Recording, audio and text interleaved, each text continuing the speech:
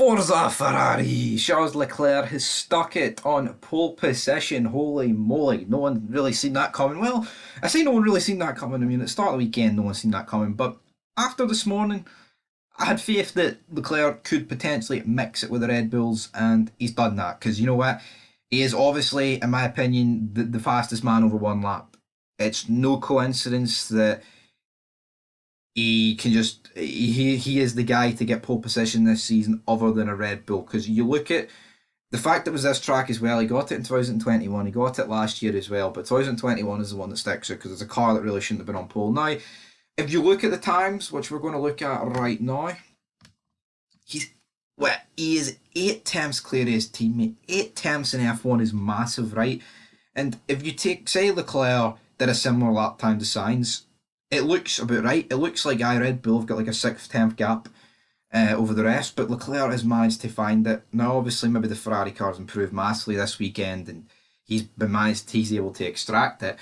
But again, it's still an outstanding drive from Leclerc, and it makes Sunday all the bit more interesting with Charles Leclerc going for a win. And you know what? Yes, Red Bull's got a bit better race pace, but the Ferrari was not slow in a straight line here. Because if it was, it would not have got pole. So yeah, be very interesting to see how it's going to go down on Sunday. But of course, tomorrow we've got the sprint shootout, then the sprint. So looking forward to it. Make sure you stay here. You'll check out all the reviews and all the honesty. But we have to go back to Q1.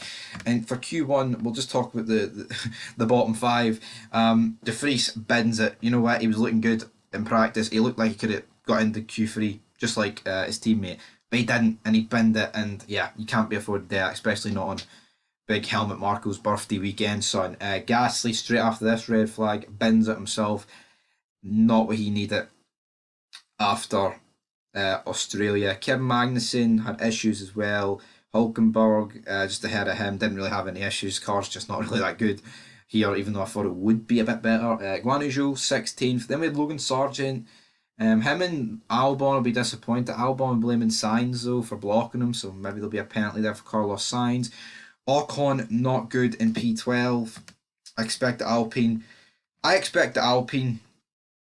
to be in the mix. I expect the Alpine to potentially be beating Mercedes and Aston Martins this weekend, especially way more than an AlphaTauri. Now with McLaren, they did get 10th and 7th, which is a shock. It's a good drive, but you know, we were expecting major upgrades from them, so it appears that they have worked.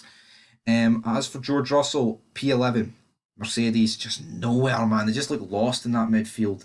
They really do. Hamilton could have very easily have went out as well in that Q2 session, but he didn't. He managed to bank a good lap in Q3 to start P5. So but yeah, I mean, if Ferrari do have this pace, it kind of looks like the best that everyone else can hope for is fourth. Because I feel like Sainz will just be in that battle with everyone else. And yeah, Sainz 8 tenths to Leclerc's a massive gap. For Aston Martin, a bit disappointing. Definitely not their best qualifying of the year. 6th and 9th, but again, you know what? If sixth and ninth is bad for Aston Martin, you know they've done a good job over the winter.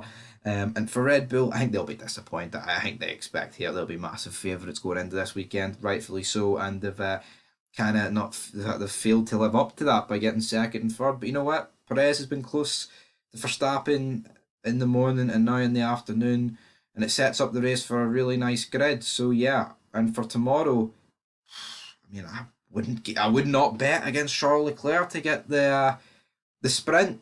They get the sprint shootout victory in the morning and then win the sprint but that's the thing. The sprint itself is going to take away from the race, because the sprint we're going to find out what sort of pace these cars have to each other. Now, if the Red Bulls blast past Leclerc after like 14 laps of a sprint, you're going to be like, well, fuck, that means the race is going to be pish.